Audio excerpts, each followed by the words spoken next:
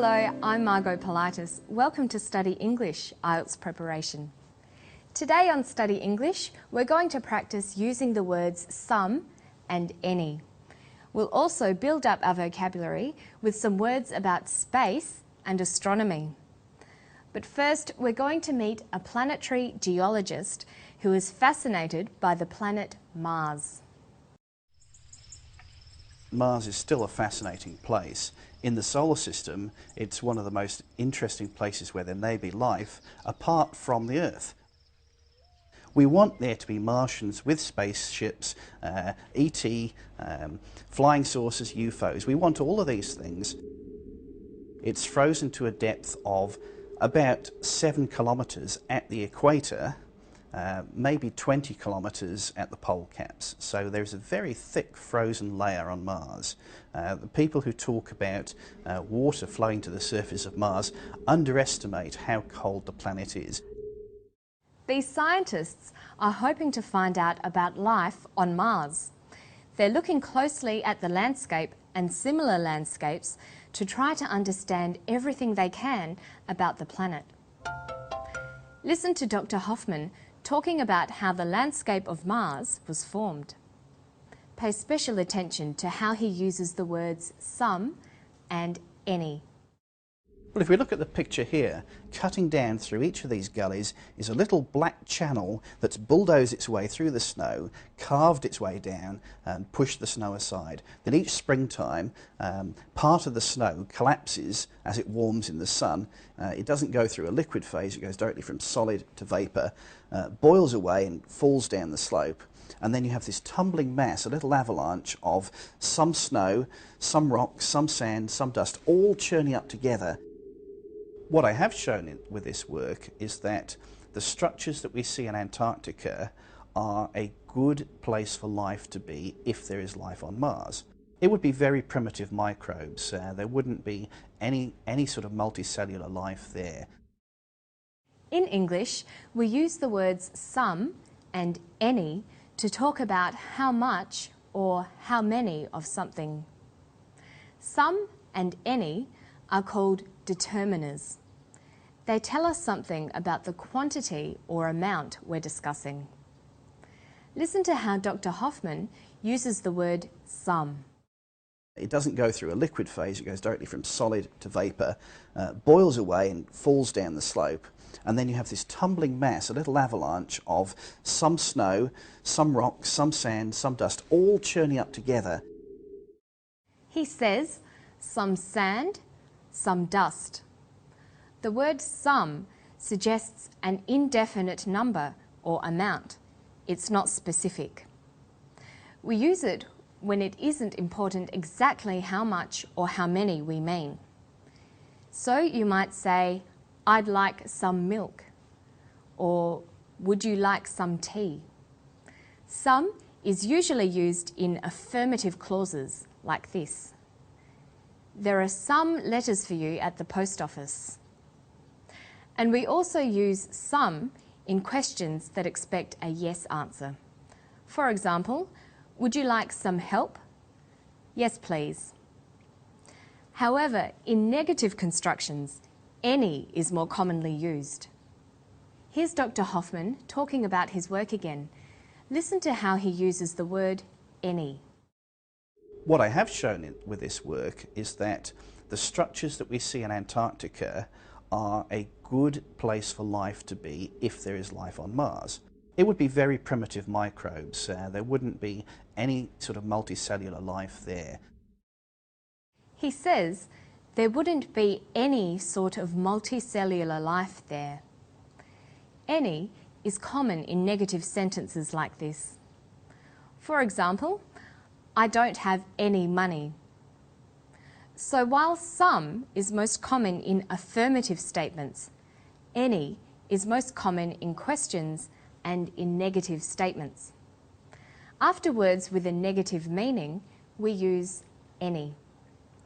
Like this, you never have any money. There's hardly any food left in the fridge. When we use some to talk about a restricted or limited amount of something, we put the stress on the word some. For example, I like some Chinese food, but not spicy dishes. Or, I can eat prawns, but there is some shellfish I don't like. When the word any is stressed, this tells us that we're talking about an unrestricted quantity or unlimited choice. For example, you can borrow any book from the library. I don't like any films made in Hollywood. Astronomy is an important and popular science. Building your science vocabulary, especially your vocabulary about astronomy, can help you to appreciate science fiction films and books, as well as media stories about space exploration and new discoveries. But there are so many science words, where do we even start? It's important to learn how to organise new words logically and to develop strategies to help remember these new words. Listen to Dr. Hoffman talking about the possibility of life on Mars. Mars is still a fascinating place. In the solar system, it's one of the most interesting places where there may be life apart from the Earth. Dr. Hoffman talks about Mars, the solar system, and Earth. Of course, our planet is called Earth. There are 9 planets in our solar system.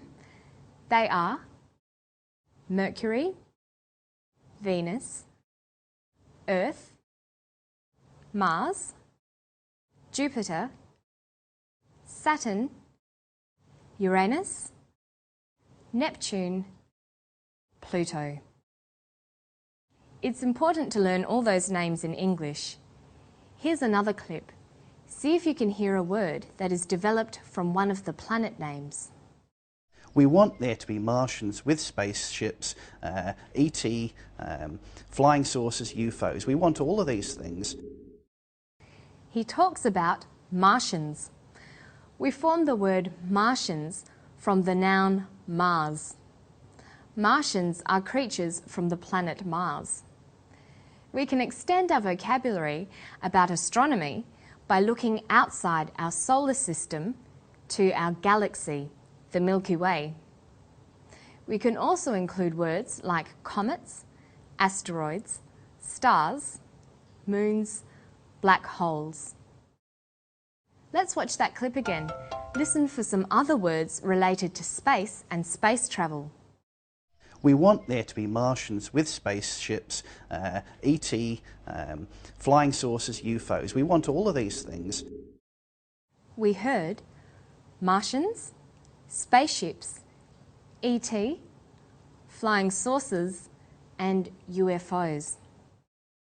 ET stands for extraterrestrial, another name for creatures from space. UFOs stands for unidentified flying objects, things from outer space that fly through the sky. They can also be called flying saucers. You'll notice that in the story, the term UFOs is pronounced UFOs. We usually say UFO. That's all for Study English today. Let's quickly review the topics we've looked at. First, we talked about using the determiners some and any.